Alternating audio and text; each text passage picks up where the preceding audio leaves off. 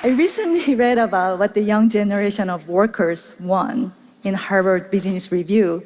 One thing that stuck out to me was don't just talk about impact, but make an impact.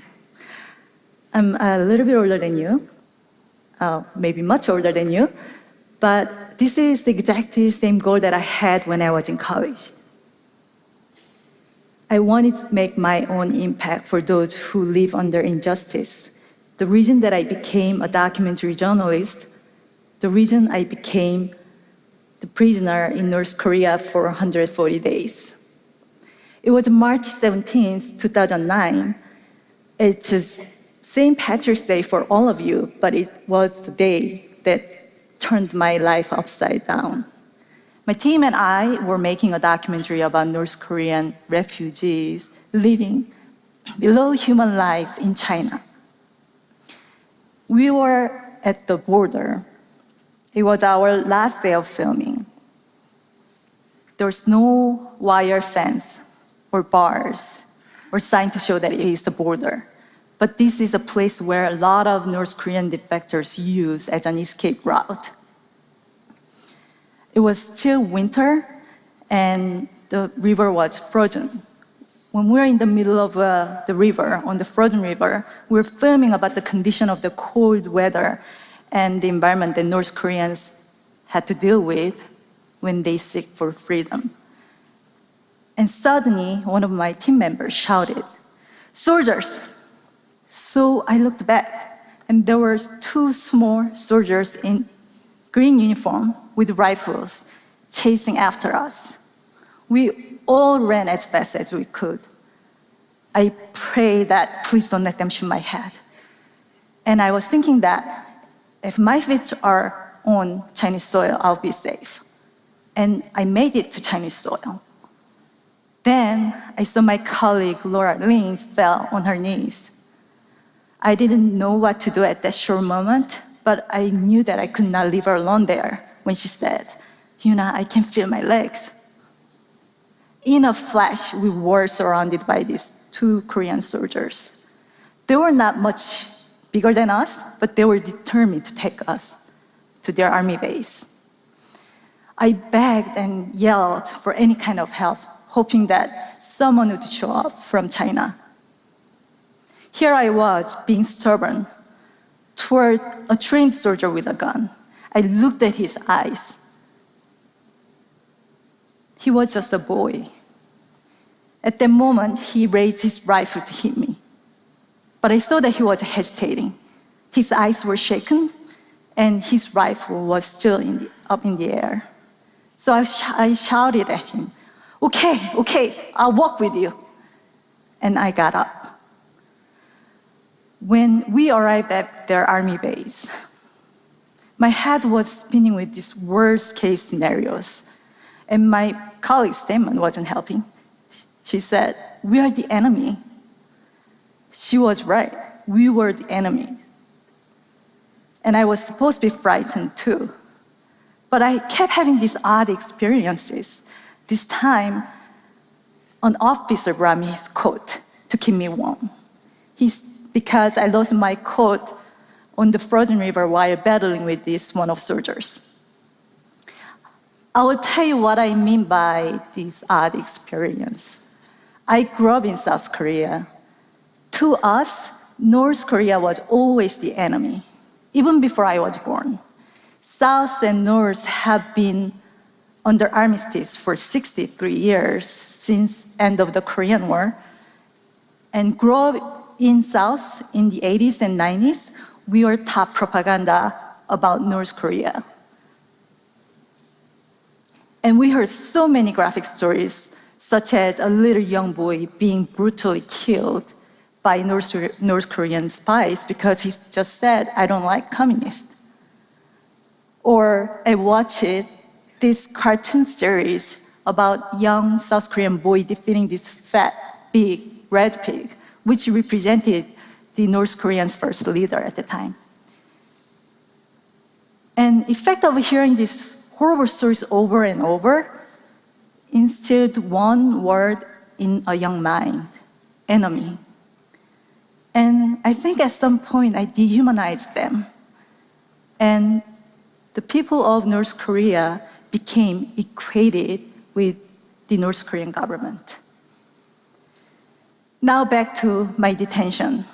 It was second day of being in a cell. I had not slept since I was out at the border.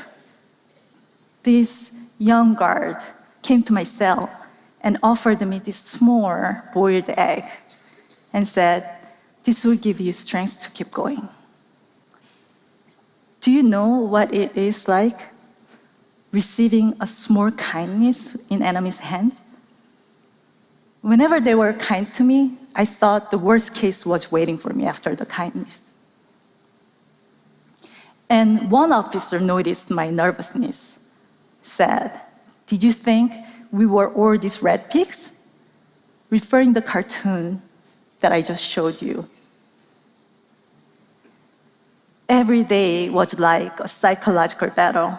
The interrogator had me sit at a table 6 days a week and had me writing down about my journey, my work over and over until I wrote down the confession that they wanted here. About 3 months of detention, the North Korean court sentenced me to 12 years in a labor camp. So I was just sitting in my room to be transferred. At the time, I really had nothing else to do, so I paid attention to these 2 female guards and listening on what they were talking about. Guard A was older, and she studied English. She seemed like she came from an affluent family. She often showed up with these colorful dresses and then loved to show off. And guard B was younger one, and she was a really good singer. She loved to sing the Celine Dion's "My Heart Will Go On." Sometimes too much. She just knew how to torture me without knowing. And this girl spent a lot of time in the morning to put on makeup, like you can see in any young girl's life. And they loved to watch this Chinese drama, a better quality production. And I remember guard B said, "I can no longer watch our TV shows after watching this." And she got scolded for degrading her own country's produced TV show. Guard B had more of a free mind than guard A, and she got often scolded by guard A whenever she expressed herself. One day, they invited all these female colleagues, I don't know where they came from, to where I was held. And they invited me to their guard's room and asked if one-night stands really happen in the US. This is the country where young couples are not even allowed to hold hands in public. I had no idea where they got this information. But they were shy and giggling even before I said anything. I think we all forgot that I was their prisoner. And it was like going back to my high school classroom again. And I learned that these girls also grew up watching a similar cartoon, but just propaganda towards South Korea and the US. I started to understand where these people's anger was coming from. If these girls grew up learning that we are enemies, it was just natural that they would hate us just as I fear them. But at that moment, we were just all girls who shared the same interest beyond our ideologies that separate us. I shared these stories with my boss at Current TV at the time, after I came home. His first reaction was, "Euna, have you heard Stockholm Syndrome?" Yes, and I clearly remember the feeling of fear, being threatened, and tension rising up between me and the interrogator when we talked about politics.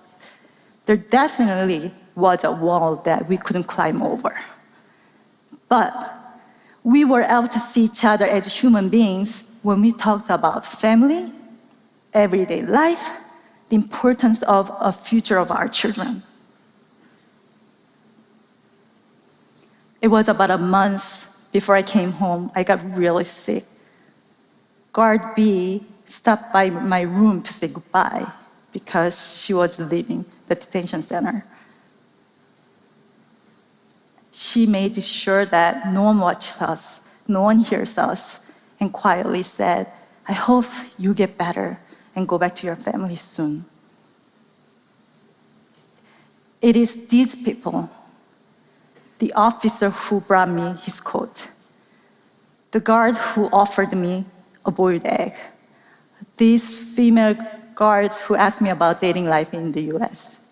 They are the ones that I remember of the North Korea, humans just like us.